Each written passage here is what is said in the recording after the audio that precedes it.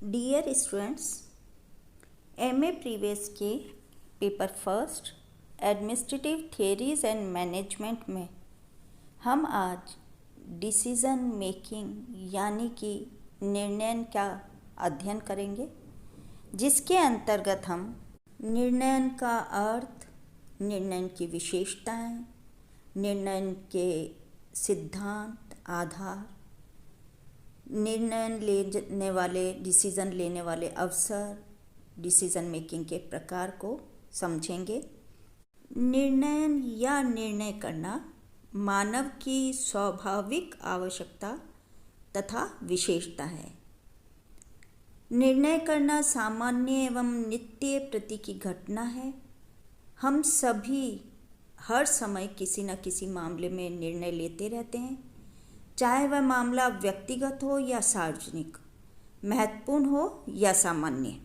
हम देखें तो एक सामान्य व्यक्ति की दैनिक पारिवारिक गतिविधियों से लेकर बड़े बड़े सरकारी संगठनों अथवा उद्योगों तक सभी में प्रतिक्षण कोई न कोई निर्णय होता रहता है। वास्तव में बिना निर्णय लिए कोई भी संगठन चल नहीं सकता, और यदि उसे दृढ़तापूर्वक चलाना है तो निर्णय ठीक होने चाहिए तथा ऐसे होने चाहिए कि उन्हें समय पर पूरा किया जा सके। अतः निर्णय करना सभी प्रबंध का सार है, चाहे वह निजी हो या सार्वजनिक। निर्णय करना जितना महत्वपूर्ण है उतना ही कठिन भी है। लोक प्रशासन में लोक प्रबंध की अनेक समस्याओं में प्रबंधकों द्वारा निर्णय करने की समस्या अत्यंत ही कठिन है, क्योंकि निर्णय के अभाव में प्रबंधन और प्रबंधकों का कार्य सुचारू रूप से आगे नहीं बढ़ सकता है। निर्णय निर्धारण पर ही किसी संगठन की सफलता और असफलता टिकी होती है। निर्णय निर्माण में सही विकल्पों का चुनाव ही एक प्रबंधक को दूसरे प्रबंधक की अपेक्षा ज़्यादा सफल, कुशल, बेहतर और योग्य बना देता है। हर्बर्ट साइमन के अनुसार निर्णय प्रशासन का हृदय है। वहीं जॉर्ज और टेरी के अनुसार प्रबंधकों यानी कि प्रशासकों का जीवन ही निर्णय लेना है। निर्णय लेना जटिल होता है। उच्च प्रबंधन में व्याप्त निर्णय की शिथिलता तथा अपरिपक्वता के कारण जो संपूर्ण संगठन है उसकी कार्यशैली विपरीत और व्यापक रूप से प्रभावित होती है। प्रबंधक जो भी कुछ करता है वह निर्णयों के द्वारा ही करता है, डिसीजन के द्वारा ही करता है। निर्णय कई विकल्पों में से किसी एक विकल्प का चुनाव करने का पर्याय कह सकते हैं हम। एक कुशल नेतृत्व, नियंत्रण, समन्वय तथा मनोबल वृद्धि से संबंधित कृत्य जो है कुशल निर्णय पर आधारित है। हम निर्णय के अर्थ को, निर्णय के तात्पर्य को समझें तो निर्णय का जो अर्थ है किसी कार्य या कार्यवाही के संदर्भ में अपना मत या मन निश्चित करना। टेरी के अनुसार दो या अधिक जो संभावित विकल्प हैं उनमें से किसी एक व्यवहारिक विकल्प को चुनना ही निर्णय लेना है। अर्थात टेरी का मानना था कि जब व्यक्ति कोई कार्य करता है तो उसके सामने उस कार्य को करने के लिए दो या दो से अधिक जो संभावित विकल्प हैं जिनके द्वारा कार्य किया जा सकता है वह विकल्प उसके सामने उपस्थित होते हैं, और उनमें से जो व्यवहारिक विकल्प होता है यानी कि जिसके द्वारा उस कार्य को वह व्यक्ति कर पाता है, कर सकता है, तो उसके लिए निर्णय लेना ही डिसीजन मेकिंग है। मैकफार्लैंड ने कहा कि उनके अनुसार निर्णय लेना चयन की एक क्रिया है जिसमें कोई प्रबंधक किसी विशिष्ट जो परिस्थिति है उसमें इस मत पर पहुंचता है कि क्या किया जाना चाहिए। निर्णय किसी व्यवहार का प्रतिनिधित्व करता है जिसका चयन अनेक संभव विकल्पों में से किया जाता है। निर्णय की परिभाषाओं के विश्लेषण से स्पष्ट होता है कि किसी भी संगठन के निर्णय निर्धारण का महत्व सर्वोपरि होता है। कोई भी निर्णय लक्ष्योन्मुख होता है, अर्थात किसी प्रयोजन को पूरा करने के लिए निर्णय लिया जाता है। निर्णयों की अपनी एक श्रृंखला होती है, अर्थात निर्णय के पूर्व और निर्णय के बाद भी निर्णय होते हैं। प्रशासनिक संगठनों में किए जाने वाले जो निर्णय हैं, उन किए जाने वाले निर्णय के जो कार्य की प्रमुख विशेषताएं हैं वो इस प्रकार हैं। नंबर 1, हर्बर्ट साइमन के अनुसार निर्णय का कार्य संगठन के प्रत्येक स्तर तथा प्रत्येक कार्मिक द्वारा किया जाता है। अधिसंख्य निर्णय सहकारी प्रयासों के परिणाम भी होते हैं।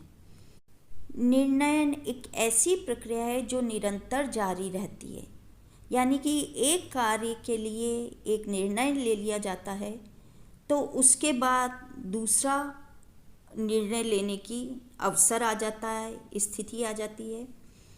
अतः ये एक निरंतर प्रक्रिया है। प्रत्येक निर्णय किसी एक मुद्दे से संबंधित होता है। उस मुद्दे पर निर्णय हो जाने के पश्चात दूसरा मुद्दा सामने आ जाता है। अतः निर्णय का कार्य सतत रूप से जारी रहता है। इस निर्णय की एक और जो विशेषता है कि कोई भी निर्णय निर्णयकर्ता के ज्ञान, व्यवहार तथा संगठन की प्रकृति से सर्वाधिक प्रभावित होता है। निर्णय में 2 या कई संभावित विकल्पों में से किसी एक विकल्प का चयन किया जाता है। निर्णय का जो मूल आधार है, निर्णय का मूल आधार विवेकशीलता है, यानी कि जब निर्णय किया जाता है उस पे सोच विचार के निर्णय लिया जाता है। प्रत्येक निर्णय उद्देश्य युक्त होता है, अर्थात बिना किसी उद्देश्य के, बिना किसी पर्पस के कोई निर्णय नहीं किया जा सकता है। किसी प्रकरण में ये सोचना कि अभी निर्णय नहीं करना है तो वह भी क्या है, वह भी एक निर्णय है। मतलब निर्णय नहीं, किसी कार्य को निर्णय नहीं करने का जो डिसीज़न लिया है वो भी एक डिसीज़न है। निर्णय अपने आप में साध्य यानी कि लक्ष्य ना होकर साध्य तक पहुंचने का एक साधन होता है। निर्णय में समय तत्व महत्वपूर्ण भूमिका निभाता है, क्योंकि समय अपने आप में एक संसाधन तथा प्रभावकारी कारक है। निर्णय का स्वरूप तथा प्रभाव सकारात्मक अथवा नकारात्मक दोनों प्रकार का हो सकता है। प्रत्येक निर्णय में वचनबद्धता, दृढ़ता तथा स्पष्टता दिखाई दे, ये हमेशा आवश्यक नहीं है। तथापि इस प्रकार के निर्णयों का प्रयास अवश्य किया जाता है, यानी कि कोई भी जो निर्णय लिया जाना हो उसमें स्पष्टता और दृढ़ता होनी जरूरी है। ये आवश्यक भी नहीं होता, लेकिन जो दृढ़तापूर्ण, स्पष्टतापूर्ण निर्णय लिए जाते हैं वह निर्णय वचनबद्धतापूर्ण लिए जाने का प्रयास किया जाना चाहिए। निर्णय मूल्यांकन तथा विश्लेषण पर आधारित होता है तथा निर्णयों का भी मूल्यांकन एवं विश्लेषण हो सकता है। निर्णय की जो एक और विशेषता है कि संसाधन, मानसिकता, तात्कालिकता तथा संगठन के अन्य आयाम निर्णय को व्यापक रूप से प्रभावित करते हैं। प्रत्येक निर्णय किसी विशेष समस्या या मुद्दे से संबंधित होता है। ये समस्या बारंबार आने वाली या कभी कभार आने वाली भी हो सकती है। संगठनात्मक स्तर पर लिए जाने वाले जो निर्णय हैं केवल व्यक्तिगत मान्यता तथा क्षमता पर ही आधारित नहीं होते, बल्कि निर्णयों के संबंध में कतिपय ऐसे कई सुस्थापित सिद्धांत हैं, आधार बने हुए हैं जो निर्णय प्रक्रिया में या तो ध्यान में रखे जाते हैं अथवा उन्हें ध्यान में रखा जाना चाहिए। निर्णय लेने के समय वैधानिकता का ध्यान रखा जाना चाहिए। प्रशासनिक संगठनों का प्रमुख आधार कानून होता है, अतः कोई भी निर्णय लेने से पूर्व ये देखना आवश्यक हो जाता है कि वह निर्णय निर्धारित कानून तथा नियमों की सीमाओं का उल्लंघन न करें। निर्णयकर्ता के पास उस निर्णय की सत्ता या वैधानिक सक्षमता होनी अनिवार्य है। प्रत्येक निर्णय जो है किसी न किसी उद्देश्य अथवा लक्ष्य यानी कि पर्पस की पूर्ति के लिए किया जाता है। ये उद्देश्य संबंधित संस्था या संगठन के मूलभूत लक्ष्यों के विपरीत नहीं होना चाहिए। निर्णय लेने का जो एक और महत्वपूर्ण आधार है वो है उचित समय, यानी कि निर्णय में समय तत्व बहुत महत्वपूर्ण माना जाता है। निर्णय करते समय मामले की गंभीरता, तात्कालिकता, संगठन के संसाधनों की स्थिति तथा समय सीमा को अवश्य ध्यान में रखना चाहिए। प्रशासनिक अधिकारी अथवा अन्य कोई कार्मिक जब निर्णय ले तो उसे चाहिए कि वह उस निर्णय से संबंधित सभी घटकों, तत्वों तथा आयामों पर स्पष्ट रूप से विचार कर लें। निर्णयों की पूर्णता तथा स्पष्टता से उनका क्रियान्वयन कार्य सरल हो जाता है। यदि निर्णय अस्पष्ट हैं या निर्णय आधे अधूरे होते हैं तो उससे उस कार्य को करने के लिए रुकावट आती है और ऐसे अस्पष्ट निर्णय से उस किसी उद्देश्य की प्राप्ति में वो निर्णय सहायक सिद्ध नहीं होते हैं। निर्णय ऐसा होना चाहिए जो संगठन में उपलब्ध संसाधनों, नियमों, प्रक्रियाओं तथा सामाजिक, आर्थिक, राजनीतिक परिवेश में वह निर्णय क्रियान्वित हो सकता हो। दूसरी ओर निर्णय की स्वीकार्यता भी महत्वपूर्ण पक्ष है, अर्थात जिन लोगों के लिए निर्णय लिया गया है और जिन लोगों के द्वारा निर्णय क्रियान्वित किया जाना है उन्हें निर्णय स्वीकार होना चाहिए। मतलब कि इसका तात्पर्य है कि जो व्यक्ति निर्णय ले रहे हैं और जिन लोगों के द्वारा उन निर्णयों को क्रियान्वित किया जाना है, दोनों के द्वारा ही वो निर्णय मान्य होने चाहिए, तभी उसका पर्पस, उसकी व्यवहारिकता सिद्ध होती है। निर्णय लेते समय मितव्ययता तथा अधिकतम लाभ को ध्यान में रखना चाहिए, क्योंकि वित्त जो है आधुनिक प्रशासन तंत्र का प्राण है। मतलब कोई भी जो कार्य है वो वित्त से ही होता है, वित्त पर आधारित होता है। तभी मितव्ययतापूर्ण जो निर्णय है वो हमको अधिकतम लाभ देता है। निर्णय लेने में एक और जो आधार है वो है सामाजिक, राजनीतिक, आर्थिक कारकों की महत्ता। कि लोक प्रशासन से संबद्ध अथवा अगर निजी क्षेत्र से संबंध जो संगठन हैं, इन दोनों ही प्रकार के संगठनों को एक विशेष परिस्थिति में कार्य करना होता है और जो संगठन अपने आसपास के राजनीतिक, आर्थिक और सामाजिक जैसे बाह्य कारकों की विपरीत प्रकृति का निर्णय लेते हैं तो निस्संदेह वो अच्छा निर्णय नहीं होगा। संगठन में जो निर्णय लिया जाए वो औचित्यपूर्ण होना चाहिए। तार्किकता या बुद्धिमत्तापूर्ण निर्णयों में व्यक्तिगत इच्छाएं, भावनाएं, मूल्य तथा अभिमत के स्थान पर तथ्यों और तटस्थता का समावेश अधिक रहता है और इस प्रकार के निर्णय ही स्वीकार्य होते हैं। परिवर्तन एक आवश्यक तथा स्वाभाविक प्रक्रिया है तथा संगठन के आंतरिक और बाह्य वातावरण तथा संरचना में आने वाले परिवर्तनों या सुधारों के अनुरूप निर्णय भी गतिशीलता से युक्त होना चाहिए। संगठन में जब किसी स्तर पर या किसी व्यक्ति द्वारा निर्णय लिया जाता है तो उस डिसीज़न पे, उस निर्णय पर अन्य व्यक्तियों की प्रतिक्रियाएं अवश्य होती हैं। तो एक अच्छा निर्णय वह होता है जिसमें कि जो निर्णय लिया जा रहा है उसकी प्रतिक्रियाओं का पूर्वानुमान लगा लिया जाता है। जब पूर्वानुमान लगा लिया जाता है कि आगे क्या रेस्पॉन्स आएगा, व्यक्तियों का क्या प्रतिक्रियाएं आएंगी, तो उन प्रतिक्रियाओं के कारण जो डिसीज़न लिया जाता है वो उसका उत्तर देना, उसका रेस्पॉन्स देना सरल हो जाता है। साथ ही किसी डिसीज़न के लिए जो प्रतिक्रियाएं आनी हैं उस स्थिति में निर्णय के समय श्रेष्ठ विकल्प का चयन भी आसान हो जाता है। यहाँ पर यह बात ध्यान देने योग्य भी है कि संगठनात्मक निर्णयों की जो प्रकृति है वह सामूहिकता को प्रभावित करती है। प्रशासनिक संगठनों में लिए जाने वाले निर्णयों में संगठन के मूल लक्ष्यों तथा उद्देश्यों को केंद्र बिंदु मानना चाहिए। संगठनात्मक या प्रशासनिक मानव को संगठन के हितों के साथ अपने हितों का सामंजस्य बैठाकर निर्णय लेना चाहिए।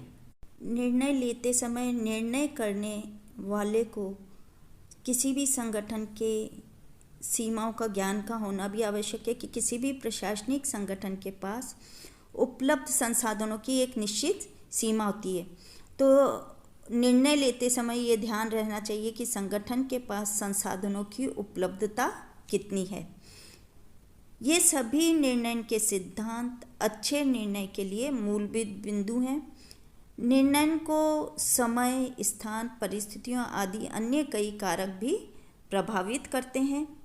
डिसीजन मेकिंग में जिन सिद्धांतों का, जिन आधारों का ध्यान रखा जाता है, उनको समझने के बाद हम ये देखेंगे कि निर्णय के वो कौन से अवसर हैं जिस पर कि व्यक्ति द्वारा निर्णय किया जाता है। निर्णय के लिए प्रतिक्षण कोई ना कोई अवसर आता रहता है तथा व्यक्ति उसी के अनुरूप निर्णय भी करता रहता है। चेस्टर बर्नार्ड के अनुसार संगठनात्मक स्तर पर निर्णय के निम्न जो कई सारे अवसर हैं या जिन अवसरों में व्यक्ति निर्णय लेता है वो इस प्रकार हैं। नंबर 1, पर्यवेक्षकों से आदेश मिलने पर निर्णय लिया जाता है। निर्णय के अधिकांश अवसर वरिष्ठ अधिकारियों से आदेश, निर्देश तथा सूचना प्राप्त होने पर उत्पन्न होते हैं।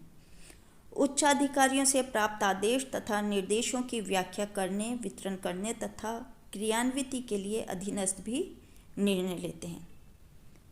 अधीनस्थों द्वारा निर्णय न लेने पर भी निर्णय किया जाता है। प्रशासनिक संगठनों में कई बार अधीनस्थ स्वयं निर्णय नहीं ले पाते। उच्च स्तरीय सत्ता से निर्गमित जो आदेश होते हैं उससे वह अनिश्चय की स्थिति में आ जाते हैं, कन्फ्यूज़न हो जाता है या आदेशों में दोहराव या तिराव होता है तो उस अंतर विरोध उत्पन्न हो जाता है। उसके कारण उससे भी उच्च अधिकारियों को निर्णय लेने पड़ते हैं। बहुत सी बार संबंधित अधिकारी की स्वयं प्रेरणा से भी निर्णय लिए जाते हैं। बहुधा संगठन में कार्यरत कार्मिक अपनी स्वयं प्रेरणा या पहल के द्वारा या इनिशिएटिव लेते हुए भी निर्णय लेते हैं। बर्नार्ड की दृष्टि में जो है स्वयं प्रेरणा से किसी स्थिति विशेष में निर्णय लेने की क्षमता उसकी कुशलता से अधिक महत्वपूर्ण है। इस प्रकार के प्रयास पहल शक्ति और सृजनशीलता को प्रमाणित करने के सर्वोत्तम अवसर होते हैं। संगठनात्मक स्तर पर निर्णय लेने के अवसर कार्मिक की जो पद स्थिति होती है, कार्मिक के जो कार्य होते हैं, कार्मिक के जो दायित्व होते हैं और विशेषज्ञता के कारण भी आते हैं। अब हम निर्णयों के प्रकार की बात करें तो व्यक्तिगत, व्यक्ति, संगठन, नीति तथा कार्य इत्यादि की प्रकृति के आधार पर निर्णय कई प्रकार के हो सकते हैं। नंबर 1, कार्यक्रमिक और अकार्यक्रमिक निर्णय। कार्यक्रमिक निर्णय वो होते हैं जो कि दिन प्रतिदिन के निर्णय होते हैं। दिन प्रतिदिन के निर्णय को हम दैनंदिन निर्णय भी कह सकते हैं और जिनकी एक प्रक्रिया पहले से ही निश्चित की गई होती है। उदाहरण के लिए हम लें संगठन में तो संगठन में जब कार्मिकों को वेतन देना या कार्मिकों का अवकाश स्वीकृत करना या कोई रिपोर्ट भेजना आदि सभी दिन प्रतिदिन के डिसीजंस हैं। अकार्यक्रमिक निर्णय वे होते हैं जो कि किसी विशिष्ट परिस्थिति के कारण एक नई समस्या के रूप में सामने आते हैं तथा जिनका कि हम पूर्वानुमान नहीं कर सकते हैं या पूर्वानुमान नहीं रहता है, अतः अकार्यक्रमिक निर्णयों की निश्चित प्रक्रिया नहीं रहती है।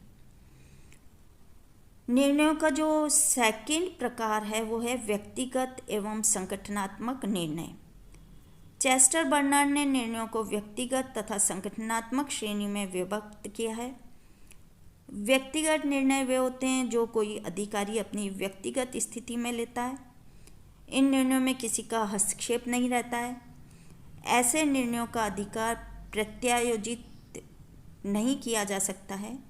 वहीं संगठनात्मक निर्णय वे हैं जो अधिकारी द्वारा अपनी पद स्थिति के कारण लिए जाते हैं और इन निर्णयों के अधिकार का प्रत्यायोजन भी किया जा सकता है। निर्णय का जो थर्ड टाइप है नियोजित और अनियोजित निर्णय। आर ए क्लियंस के अनुसार निर्णय नियोजित एवं अनियोजित होते हैं। नियोजित निर्णय तथ्यों पर आधारित होते हैं, वहीं अनियोजित निर्णय अवसर आने पर लिए जाते हैं। इन निर्णयों की प्रक्रिया सरल नहीं रहती है, जबकि नियोजित निर्णय में प्राय वैज्ञानिक रीति का प्रयोग किया जाता है। डिसीजन का फोर्थ टाइप जो है नीति, प्रशासनिक और कार्यकारी निर्णय। अर्नेस्ट डेल के अनुसार प्रशासन में 3 प्रकार के निर्णय होते हैं। संगठन के उच्च स्तर पर जो निर्णय लिए जाते हैं या उच्च स्तर पर लिए जाने वाले निर्णय, वित्तीय व्यवस्था, विपणन, संरचना तथा सामान्य उद्देश्य से संबंधित निर्णय जो कि नीतिगत निर्णय होते हैं। संगठन के मध्य स्तर पर प्रशासनिक निर्णय लिए जाते हैं जो नीति संबंधी निर्णयों के प्रभावी क्रियान्वयन हेतु जरूरी हैं, आवश्यक हैं, जबकि कार्य को मूर्त रूप देने के लिए निम्न स्तर पर लिए जाने वाले निर्णय कार्यकारी निर्णय कहलाते हैं। व्यक्तियों के संख्या के द्वारा लिए जाने वाले जो निर्णय, उसके आधार पर भी निर्णय का प्रकार हम निर्धारित कर सकते हैं कि एकाकी और सामूहिक निर्णय। प्रशासन में एक व्यक्ति या अधिकारी द्वारा लिया गया जो निर्णय है वो एकाकी निर्णय कहलाता है, जबकि एकाधिक व्यक्तियों यानी कि एक से अधिक या समूह या ग्रुप द्वारा जो निर्णय लिया गया है वो सामूहिक निर्णय कहलाते हैं। विशेषीकरण तथा आधुनिक सहभागी प्रबंध में सामूहिक निर्णयों की संख्या बढ़ रही है। निर्णय का एक टाइप सामान्य तथा विशिष्ट निर्णय का भी है। पीटर एफ ड्रकर की पुस्तक जो द प्रैक्टिस ऑफ मैनेजमेंट है, उसके अनुसार संगठन में 2 प्रकार के निर्णय लिए जाते हैं। सामान्य निर्णयों की प्रकृति व्यापक तथा दैनंदिन प्रकृति की होती है, जबकि वहीं विशिष्ट जो निर्णय है वह विशिष्ट निर्णय सीमित, तात्कालिक तथा गंभीर मंथन की प्रकृति से जुड़े हुए माने जाते हैं। अतः ये सभी निर्णय के प्रकार व्यक्ति, संगठन, नीति तथा कार्य की प्रकृति के आधार पर आधारित हैं। थैंक्स।